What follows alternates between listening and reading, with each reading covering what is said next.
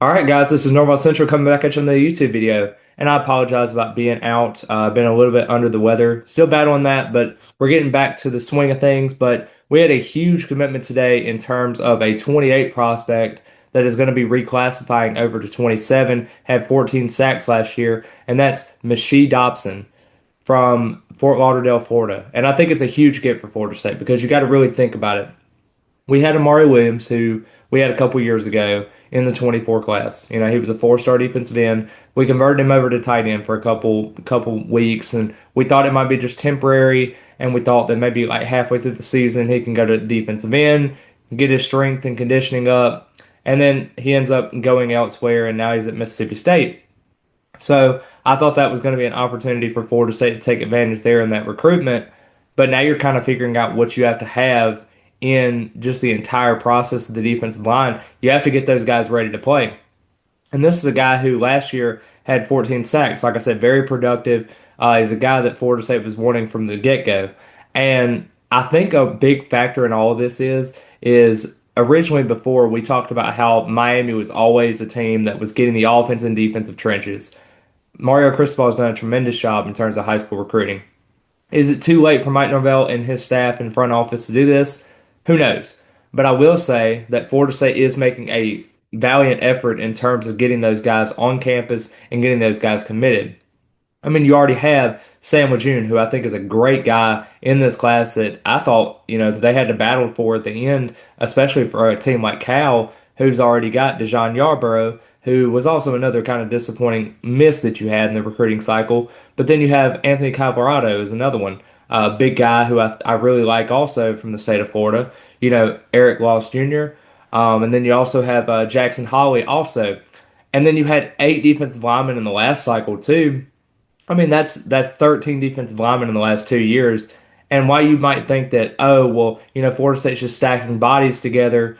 I mean, at this point, I would rather take that than having to depend on a transfer senior every single year. And while I do think Rylan Kennedy is going to play a factor in what Florida State does this season, and even other veterans like, Daniel Lyons, for example, I think can be a really big factor. You want to see what happens with guys like Kevin Wynn. I think that's going to be a big factor in this recruiting cycle, just overall, is seeing guys like that. Yes, the Desir twins get a lot of love, especially Mandrell, because he had those 6.5 sacks last season. But you want to see what a guy like Daryl does. I think Daryl Desir, even though he only had 1 sack last season, is going to have an elevated role this year. They're going to have to be able to develop defensive linemen. And you can kind of go back in the staff's regime and say, okay, they had a Patrick Payton, for example, who they brought up, he's 195 coming out of high school, got up to about the 230, 235 range, and he was a pretty decent player for Florida State. Then obviously he transfers over to LSU, and, the rest is kind of history there.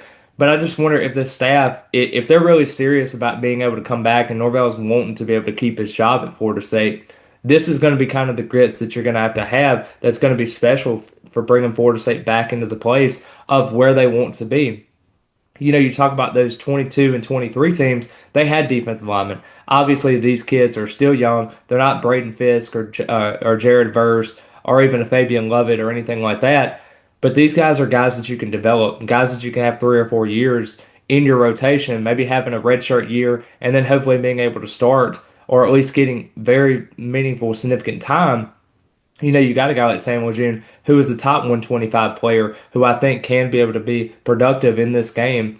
Dobson is a guy that was a 4-star, high 4-star at that, coming out of the 28 class, but now with your classifying to 27, he's about a high 3-star right now. I do think that's going to change a little bit more as he turns out, but I do think Florida State is having the right idea. Now, the other question is it too late?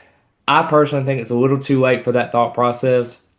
Not necessarily saying the staff is going to be gone anywhere because I do think Florida State is going to have to win on the field, but I just think this philosophy should have been had in this process now. I do know that having transfer defensive ends, they're hard to find, and Florida State was able to kind of connect on a couple of these defensive end transfers in the portal.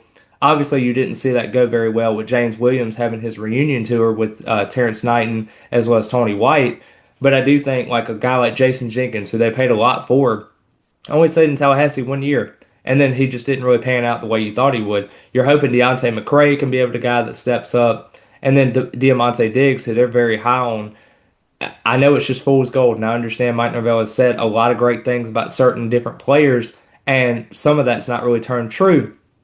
I do know that their evaluation process has to get better, and it starts on the defensive line and it starts on the offensive line. So I think this is a great start for Florida State. I will never argue against a guy, a four-star out of Florida that's had a productive season, and getting guys that want to be at Florida State, I think is a big key. Because if you really look at it, though, Dobson's 6'3", 235 pounds. That's a big dude. He's not on the shorter side. He's where you want him to be defensive wise. I hope that his body develops into what they want it to be, because if he's able to kind of contribute later in the year for 2026, or really being a starter in 2027, that would be massive for Florida State. But just even having a significant contributor out of Dobson could be a big key in what Florida State does for the rest of this year. But let me know what you think about Florida State's approach to the defensive line. Do you like it? Do you dislike it? Do you think this should have been done a long time ago? Do you think it even matters? Let me know down in the comments below. Like the video, comment your thoughts, and also subscribe to the channel. And as always, go Noles.